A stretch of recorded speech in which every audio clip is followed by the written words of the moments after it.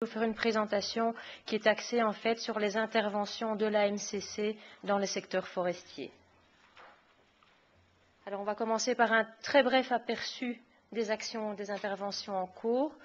Nous parlerons ensuite, et je consacrerai, disons, la majeure partie des 15 minutes qui me sont consacrées à développer quelques observations et quelques enseignements émergents qui se dégagent de l'expérience de la MCC jusqu'ici, pour terminer très brièvement sur une introduction aux débats qui auront lieu cet après-midi dans le cadre des travaux de groupe. Voilà, donc comme vous le voyez, les interventions de la MCC dans le secteur forestier sont réparties sur 3 régions actuellement. Donc du côté des Caraïbes, il y a des interventions nationales au Guyana et en Jamaïque, et également un programme régional qui est géré par le Centre de la Communauté des Caraïbes sur le changement climatique. La majeure partie des interventions dans le secteur forestier sont en Afrique. Donc vous voyez tous les pays qui sont impliqués actuellement. Il y a le Sierra Leone, le Mali, le Burkina Faso, le Bénin, la République centrafricaine, la République démocratique du Congo, la Tanzanie, et également un programme régional qui concerne la région d'Afrique orientale et australe, qui est géré par le COMESA, donc le marché commun pour l'Afrique de l'Est et l'Afrique australe. Et puis 2 programmes nationaux également dans la région du Pacifique qui n'ont pas encore commencé, qui commenceront l'année prochaine au Timor oriental et en Papouasie-Nouvelle-Guinée. Alors, vous savez certainement que la réduction des émissions liées à la déforestation et à la dégradation des forêts constitue l'une des priorités de la MCC. Très naturellement, une partie importante des programmes de la MCC dans le secteur forestier contribue à cet objectif.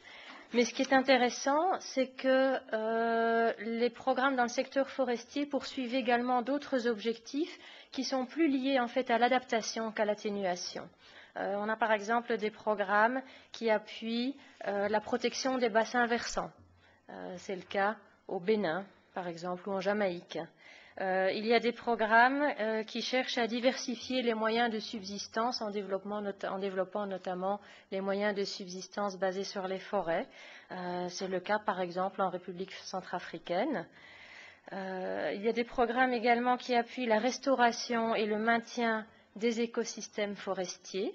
On peut citer par exemple le Guyana et la Jamaïque où l'on travaille sur les écosystèmes de mangroves. Et puis il y a des programmes qui appuient le développement de l'agroforesterie dans le cadre en fait de programmes plus vastes de gestion durable du territoire, comme c'est le cas en Tanzanie et également dans le futur programme du Timor oriental.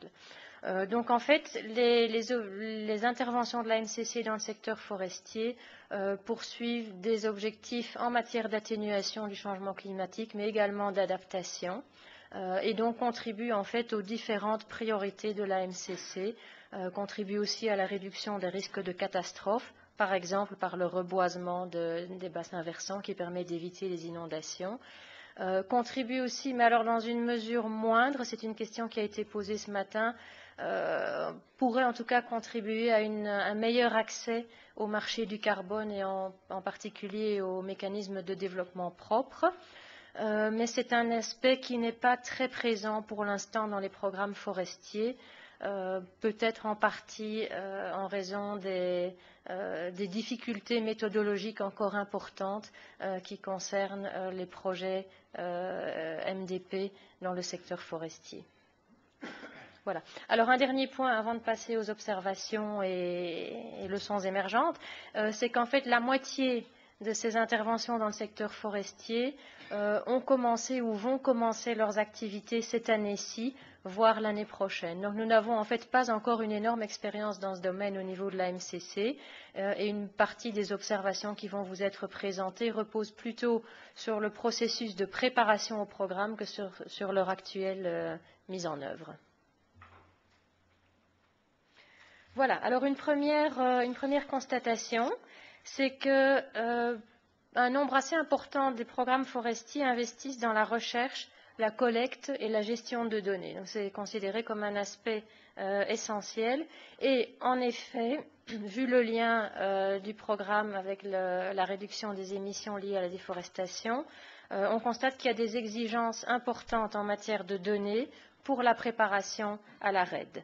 Donc ça peut concerner par exemple la compréhension des moteurs de la déforestation, indispensable si l'on veut agir de façon efficace pour la freiner. Ça concerne aussi la réalisation d'inventaires forestiers ou d'inventaires des stocks de carbone, la détermination des niveaux de référence des émissions, c'est-à-dire la projection en fait de ce que pourraient être les émissions liées à la déforestation et à la dégradation des forêts si l'on n'intervient pas, sur base non seulement des tendances historiques à la déforestation, mais aussi d'aspects tels que les prévisions de croissance économique ou la croissance démographique, etc. Ça concerne aussi la mise en place de systèmes de monitoring, notification et vérification, donc MNV en français, MRV en anglais. On en a déjà pas mal discuté ce matin, c'est un aspect extrêmement important pour donner de la crédibilité à toutes les actions entreprises dans le domaine de la RED.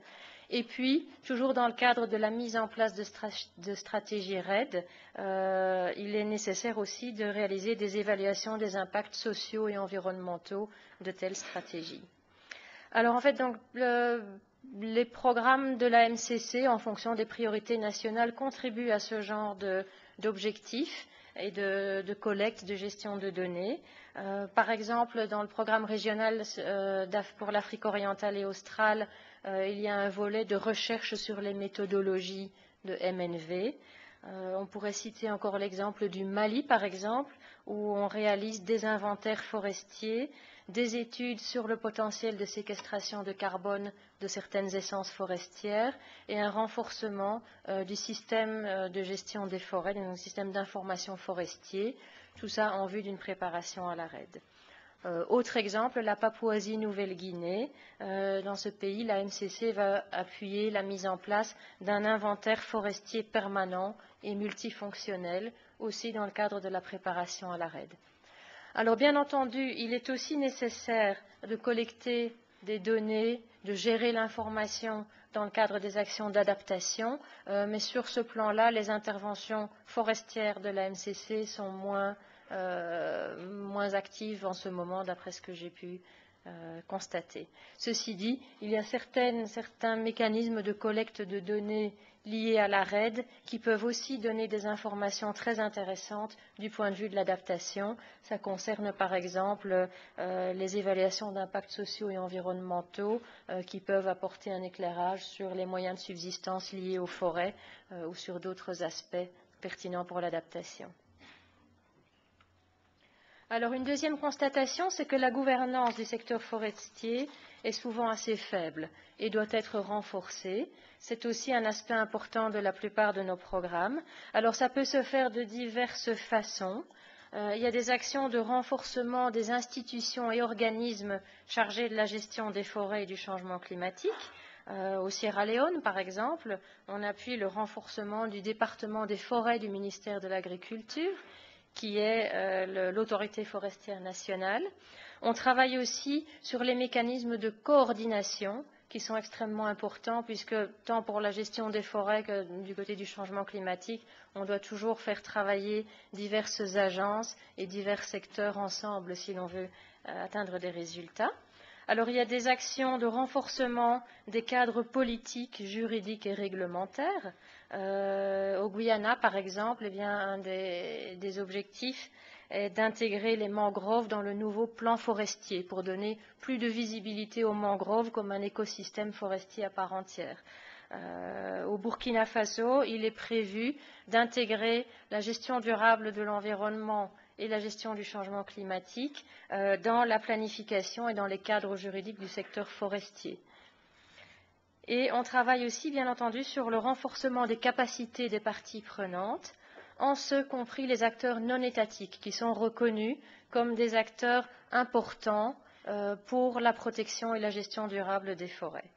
Alors si on prend de nouveau l'exemple par exemple du Timor oriental, eh bien au Timor oriental on travaille au développement des capacités au niveau gouvernemental en appuyant en particulier la Direction nationale des forêts, mais il y aura également des actions de renforcement des capacités sur le terrain avec des formations des agriculteurs à des techniques agricoles plus appropriées, y compris l'agroforesterie.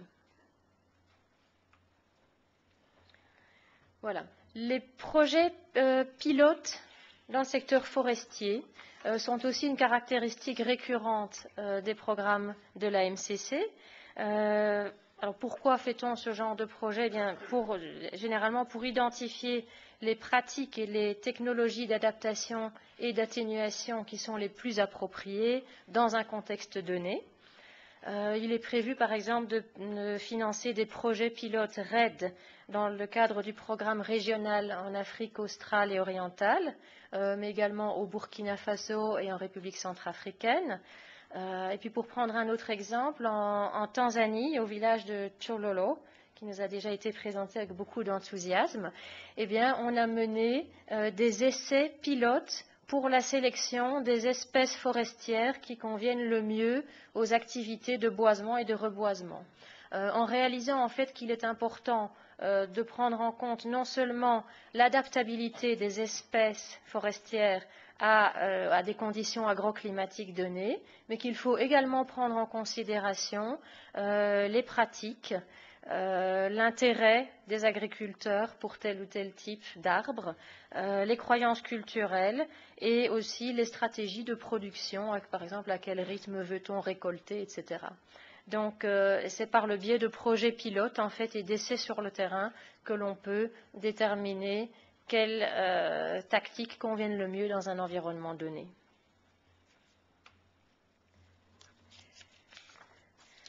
Alors, si l'on veut assurer la pérennité des interventions de protection et de gestion durable des projets, il est absolument nécessaire d'impliquer d'une façon ou d'une autre les communautés et, dans une certaine mesure aussi, le secteur privé. Donc, il y a pas mal de nouveaux d'interventions de la MCC qui agissent, qui reconnaissent d'abord cette nécessité et qui agissent à ce niveau-là. Alors, ça peut se faire, par exemple, par un appui à la gestion forestière à l'échelon local ou communautaire. C'est ce qui se fait ou qui va se faire au Bénin, par exemple, qui se fait aussi en Tanzanie, où on encourage la gestion participative des forêts et l'élaboration de plans de gestion participative des terres au niveau villageois. Autre aspect qui est encouragé par certains programmes, c'est à la fois l'incitation à l'investissement privé, ou en tout cas à l'implication du secteur privé dans des interventions forestières, qui est souvent lié à la mise en place de stratégies de subsistance durables liées aux forêts pour les populations qui vivent dans les forêts ou à la marge des forêts. Alors on pourrait citer ici l'exemple du Guyana, par exemple, où on a vu se créer en fait une coopérative de femmes productrices autour de la réserve de mangroves. Et donc cette coopérative en fait extrait sur une base durable, soutenable, des produits de la mangrove pour les commercialiser. Et pour la commercialisation, on a impliqué en fait une entreprise privée qui avait déjà une expérience de commercialisation de produits issus notamment des communautés amérindiennes. Et l'implication en fait de cet acteur privé avec une expérience de commercialisation a vraiment permis de dynamiser les activités de la coopérative en créant des débouchés commerciaux pour ce qui était produit par ces producteurs locaux. Donc ça, c'est un bel exemple de développement de stratégies de subsistance durable qui finalement donne un intérêt pour les communautés locales à protéger les écosystèmes forestiers plutôt qu'à les surexploiter. Alors un aspect également qui est mis en évidence dans 2 de nos programmes, c'est l'appui à des systèmes durables de bois énergie. Donc dans pas mal de pays, notamment en Afrique, mais pas uniquement, l'extraction de bois à des fins énergétiques, donc pour le bois de feu et le bois pour le charbon de bois, est un facteur très important de pression sur les forêts. Et lorsque c'est le cas, bien, il est intéressant de réfléchir à la mise en place de systèmes plus durables. Et on peut citer ici l'exemple de la République démocratique du Congo, dont le programme prévoit notamment le développement de plantations agroforestières, donc qui vont permettre à la fois des activités agricoles et la production de bois pour le charbon de bois dans l'est du pays, pour essayer en fait de réduire la pression sur les forêts protégées du parc national des Virunga qui sont à proximité. Et donc dans cette démarche finalement de développement de plantations agroforestières, on va stimuler un approvisionnement plus durable en bois énergie. On devrait aussi générer des moyens de subsistance plus durables pour les populations locales et il est prévu aussi une incitation à l'investissement privé puisque des propriétaires terriens privés pourraient être impliqués dans les projets de développement de plantations.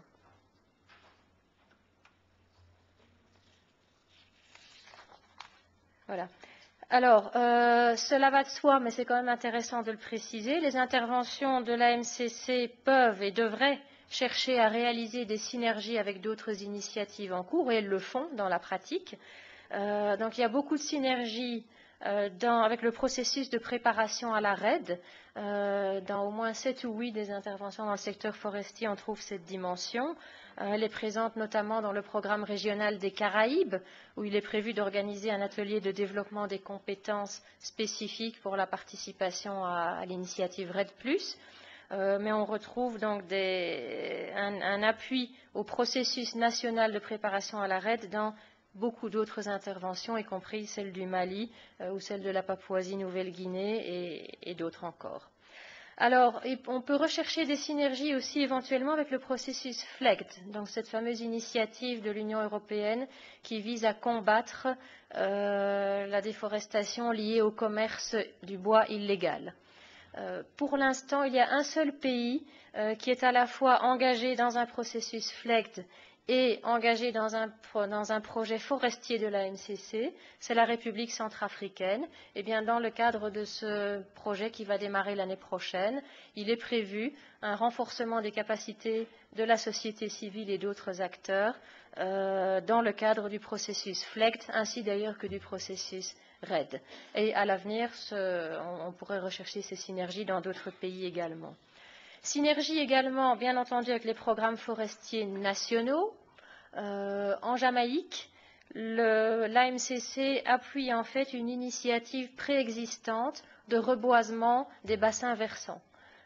Et ça a permis en fait quelque chose d'assez miraculeux dans le cadre d'un programme de l'AMCC. Les activités sur le terrain ont pu commencer dans le mois qui a suivi la mise à disposition des fonds, parce qu'en fait, on s'inscrivait dans un processus déjà existant. Il y avait déjà, les méthodes étaient en place, les procédures étaient en place, il y avait du personnel, etc.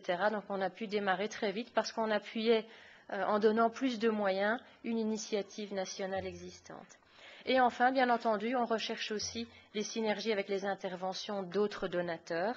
On peut citer ici l'exemple du Burkina Faso, où le programme de l'AMCC va en fait contribuer à un programme plus vaste de gestion durable des forêts dans le cadre du PIF, le programme d'investissement forestier. Excusez-moi, vous pourriez terminer dans le... Je termine dans la minute qui vient. Je voulais encore... Voilà. Donc, le secteur forestier se prête particulièrement bien à la recherche de synergies entre adaptation et atténuation. Alors, ces synergies existent de façon implicite dans la plupart des pays, mais elles sont promues de façon plus explicite dans certains programmes, notamment, par exemple, de nouveau en République démocratique du Congo, où on va chercher au niveau du renforcement des capacités à améliorer la réalisation de ce type de synergie dans le secteur forestier. C'est le cas également dans le fait qu'on pousse par exemple l'agriculture de conservation et l'agroforesterie en Afrique orientale et australe comme des mesures qui permettent simultanément de réaliser les deux types d'objectifs.